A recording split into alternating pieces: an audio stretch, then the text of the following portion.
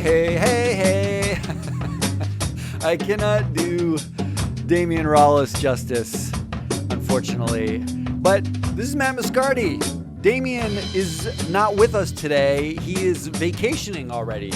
Hopefully on a beach somewhere, but more likely he's actually waving a sign on the highway advertising 30% off governance advice. So you just have me today, and it's a short show. It's a quicker show because we all know how Damion likes to prattle on. Before I get into the show today, before I get into the agenda of our short show, I actually want to make a plea to you. It is the holiday season, and we here at Business Pants, we want to celebrate the holidays in style. In order to do that, I desperately need all of you listener. I think I can plural. Is that singular? I'm not sure. We need you to rate us, to share us, to get Business Pants on the radar of somebody you love. Give Business Pants for the holiday season because I want to keep up with my lavish lifestyle. I have my eye on this mega yacht that just ran into a bridge in St. Martin. I don't know if you saw the video. It's called the Ecstasy. Yes, it's a pun, and this is a no pun zone. But in order for me to buy that used mega yacht, I need your help. We need your support. So share us, rate us, give us feedback. It would really help. So let's not make more of this than we have to. And let's get right into the agenda, shall we? Today, the biggest of big news. I couldn't skip it. I was going to, but Boeing CEO is not Boeing CEO anymore in our segment Not a Thing today. And also, I'm going to make a list of life lessons I learned wearing my business pants this year. So without further ado, let's get at it. And I know Damion's not here. That doesn't mean there's not room for a harp in our lives. So, not a thing. First up, normally this segment is called Still a Thing, in which Damion and I review how things are still things. But I've had to adjust on the fly because there's really big news today. Boeing CEO Dennis Muilenburg, Denny, as we call him around here, not a thing anymore. He got canned. I'm sure it was our segment reminding the board that they have fired CEOs before. I'm sure maybe it was our review of how the board cronies are all kind of interlinked with Dennis. More likely it was probably a New York Times story about great pressure on all the stumbles of Mr. Muilenburg, but he's no longer a thing. You'll be pleasantly surprised that it only took 1 year, hundreds of deaths, in the name of shareholder returns, obviously, and multiple congressional hearings to get one more white CEO fired. So let's slow clap Dennis Muilenburg. Thank you, Dennis.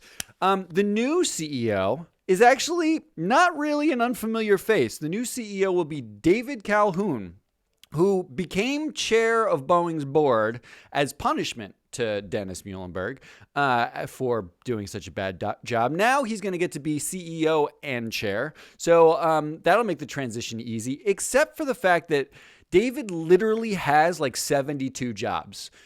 And I'm going to list these out for you here. He currently is a senior manager at Blackstone Group. So he runs like their portfolio operations for all of Blackstone Group. If you don't know Blackstone Group, they're just a massive publicly traded company. And when he's doing that, when he's not busy being the executive chair at Nielsen Holdings, where he also was CEO for a while. So Nielsen Holdings, Nielsen ratings, like that outmoded way of measuring television, still a thing. He's executive chair there. And that is when he's not busy being pulled as the chair of the Gates Industrial Board. Gates Industrial, didn't even know it was a company, is 83% owned by Blackstone, but he's the chair of that board too. I guess that's not much of a job considering Blackstone just owns it. But he's also on the Caterpillar board, where he's the chair of the Public Policy and Governance Committee. So I guess in the end here for Boeing, there weren't any women or minorities available for this job because they decided to go with the dude who has at least 4 other jobs, full-time jobs. Fear not, markets were actually happy in early trading. Boeing was up 3% after, I'm not sure what it is now, but markets seem to like the fact that Boeing's new CEO will be David Calhoun and their ex-CEO Dennis Muhlenberg will be left behind, but not far behind, because Dennis will be enjoying the Boeing executive layoff plan. So I read about this in the 2019 proxy statement. He's entitled to, I have to read this, okay? He's entitled to 1 year base salary, an annual incentive award. Somebody tell me what the incentive award should be for not being CEO anymore. And severance. The estimated payout in the 2019 proxy for Muhlenberg was $39 million for being laid off. So that does include $7,500 of outplacement services, which I have to imagine is really just someone putting his CV on monster.com. I didn't realize it was that expensive for CEOs, but I guess it's probably everything's more expensive. Muhlenberg's also going to still, or at least as of now, still has his role on the Caterpillar board, as does Susan Schwab, another Boeing board member, and David Calhoun, who's the new CEO of Boeing. So it's not like Dennis is going to be far from his Boeing buddies. And I'm sure they can take care of him into his golden years of man-tirement, which is what I call it when a unaccountable white dude who is forced to retire in disgrace does so the right way, which is with lots of money and no accountability. So congratulations, Dennis. You're out. And David Calhoun is in, which brings us to today's Matt Makes.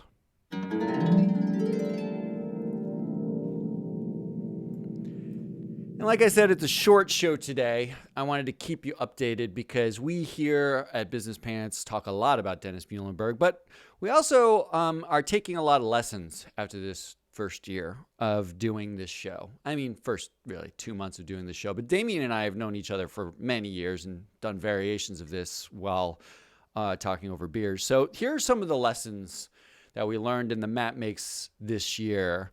And these are in no particular order, so but we'll just start with the easiest one. Number one, be a white dude. It's easier. Now, seriously, it's much easier. Now, I'm not saying anything that most people don't know, but your average board member is a white male, age 61 years young. And when I went through a process of looking to sort of maximize my odds of joining a corporate board, I started by actually looking for boards that were mostly white dudes, and it turns out that's not much of a differentiator. There are basically no boards that I could find that were 50% non-white or 50% women. There are a few that flirt with 50% women or even slightly more. And if you go to Scandinavia, there are now governments run by women, which is a odd and terrifying thought, I suppose, to a white male age 61 sitting on a U.S. corporate board. But here we are. It's so rare. I actually estimated that roughly 70% of U.S. boards are white dudes, and that used U.S. Census data and board director data, which is why someone like Ed Liddy, still sitting on the board of Boeing, can celebrate 10 years on Boeing's board, 10 years on Abbott Laboratories' board, and 20 years on 3M's board going into 2020. He is a master of multiple board seats for a really long period of time. And it's also why we can celebrate brilliant reports like the one that came out from Intel this year that basically dissected they undressed themselves and did it publicly, going over the diversity and the pay gaps between different demographics at Intel. They put it all out there in a very sort of refreshing way. And turns out Intel is actually one of the good guys. Intel, despite loving white people almost as much as they love Asians, they're actually one of the good guys. We estimated using data from the amazing David Frazier in one of our Matt Makes segments. we came up with something called the Black Hispanic discount ratio, in which we kind of reviewed all of the data out there about employee demographics and found that relative to the talent available to some companies, there are some companies that actually like, minority employees, despite the fact that, they may be mostly white. They actually overutilize, it's wrong, but they maximize their talent pool. But the vast majority of companies, you won't be surprised to hear, for which we had data, do not do that. So lesson number 1 for 2019, and maybe it's the most obvious lesson of all time. And maybe I can say this because it's like, I'm a white guy. This stuff's new to you. Getting woke is new. Be white. It's easier. Just be a white male. That just makes everything easier. Lesson number 2, and this is not totally different. Because there's only one thing that being white and a male can't totally save you from, and that's shareholders. Now, even Dennis Muhlenberg found this out. So there's only one thing that makes it slightly better. Being a white man in business, the better thing is called dual class. Have 10x voting power is better. So this is, we spent a lot of time on this year. We're talking about the nearly 9% of U.S. publicly traded companies with a shareholder who has basically 50% of the voting power, the fake public companies.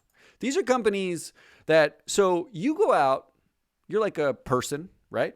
You go out, you buy a stock because someone tells you you're supposed to, retire. And the best way to do that is to own some stock because the taxes are cheaper on that. And that's what rich people do. So you go out and you buy a stock and you buy it, say, in a company you like Facebook. And then you realize after you've bought that stock that not only can you not actually get a dividend because Facebook doesn't pay one, but you can't even vote your shares. It's really cute when you do. And I did a slight analysis on what it looks like. As investors in the past year basically voted really heavily. More than 50% of investors voted, and they agreed that Mark Zuckerberg, they should have a say on Mark Zuckerberg's pay. They also voted that they shouldn't have to do it every 3 years. They should actually be able to do it more often than that. And you know why that's cute and ridiculous? Because Mark Zuckerberg owns 53% of Facebook's voting power. So voting against Mark Zuckerberg is you basically may as well take a pan in your kitchen right now and smack yourself in the face with it. That's about as effective as it gets. So what's better than being a white dude in business? It's being a white dude in business with 10x voting power. That was my second life lesson from the year. Number 3, and this is about you, the little people, because I don't consider myself one of the little people, as I am clearly in the running to get a board seat someday. Number 3, you are not worth what you think you are. Now, why do I say this? Because I did a whole segment on the value of data, first of all, in which I found that relative to what your data gets sold for as like a person who uses social media, we think our data is actually worth 50 times more, 49.7 times more, roughly. I like to sound accurate and then say roughly to make it obvious that it's all an estimate. 49.7 times more valuable to us than it is to the social media companies. They sell your data for dirt cheap, and it has a lot of value to us. Now, throughout the year, now, this may sound like a one-off. Like, why would I say that the lesson is that, I'm not worth what I think I am? But throughout the year, it became apparent that it's not just data that we're talking about. In fact, we're talking about pay, how much you get paid. The average CEO gets more than 700 times what the average employee gets. And if you work at Gap this holiday season, I'm talking to all of you seasonal workers who are currently slaving to fulfill my order as fast as humanly possible, because what you're going to get if you don't is people yelling at you about how they ruined Christmas or the holiday season, or everything is terrible because they didn't have the right shade of puce that you ordered online in store anymore. You are actually making your CEO right now is making more than 3,500 times what you're getting if you're the average Gap employee. So you're not worth that much. I'm going to be honest. 3,500 times is a lot. That's a lot. We also found out that your job isn't actually worth that much, because we did a kind of a review of employee turnover, and I did it through the lens of cube farms, because I'm obsessed with the idea of, I was in a big financial firm. There are all these cube farms that they sit you at, right? Like it's supposed to foster some sort of collegial environment in which you desperately don't want anyone to talk to you. You put on headphones and you do as much work as you possibly can, but you can see what everybody else is doing and they're all doing kind of the same thing. It's actually really obnoxious, but these cube farms on average hold about 12 people in a single kind of unit. And in WeWork, I think they shoved 45 people in a single unit, because that's how they monetize their ridiculous business model. But they've got these 12 people in a unit, and we found out that, you know what?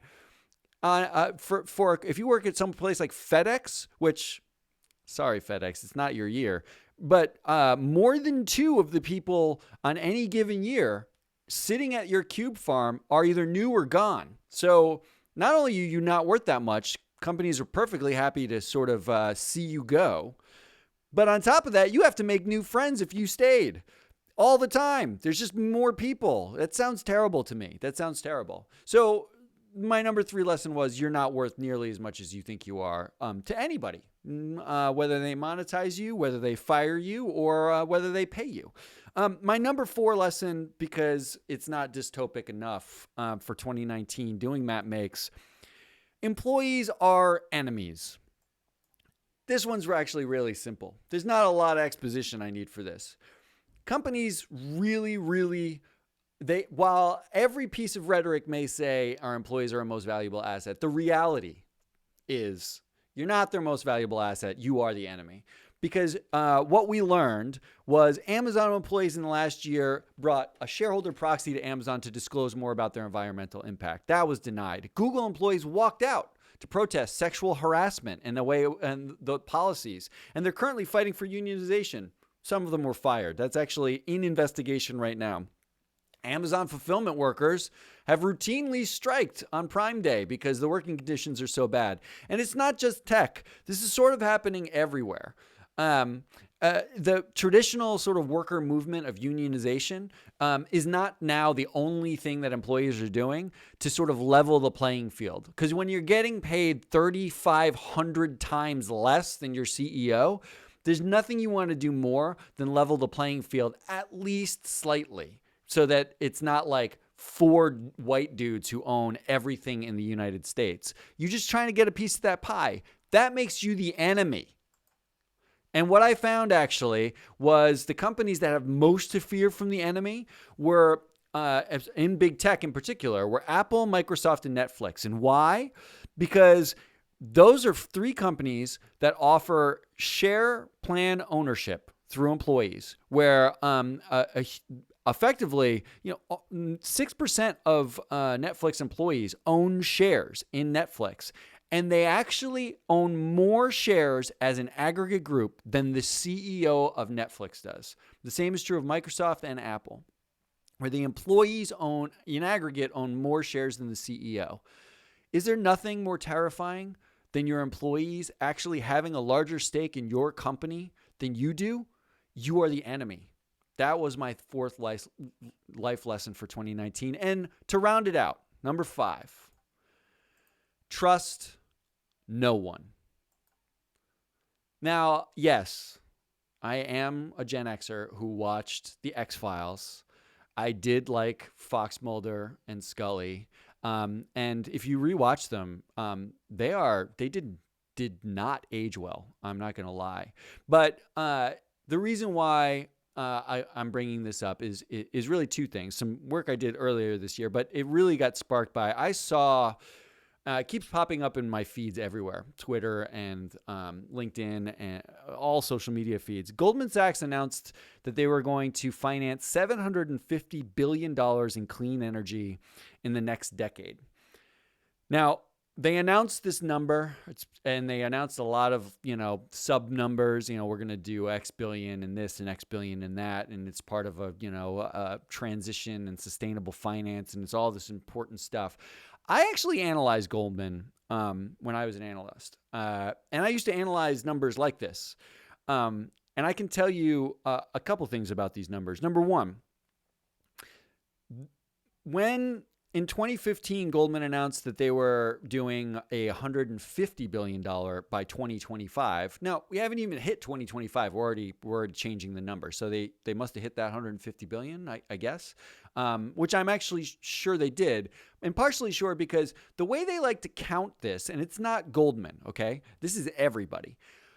If Goldman Sachs and a whole bunch of other companies went out and they underwrite a turtle-powered unicorn farm that generates infinite energy, and they did it to the tune of $100 billion they gave this company that uses turtle unicorn power, and they get to put, what they do is, they're all fighting to put their name on the left side of the prospectus. Effectively, they basically want to look like they're the head underwriter.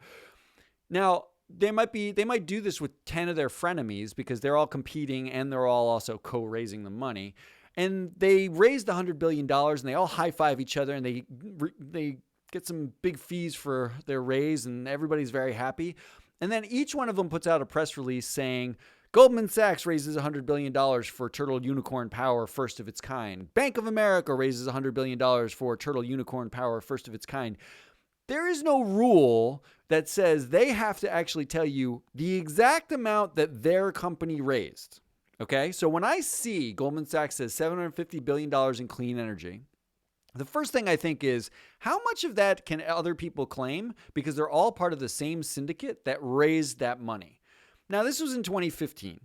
And I did the math in 2015. It's 2019 going into 2020. Maybe the math has changed. Let's give them that. But I also know in 2015, I saw what they actually raised that they called green finance at the time. It included nuclear power, municipal water, and which I'm not sure that's green finance when you're just doing the same thing you did for 20 years prior.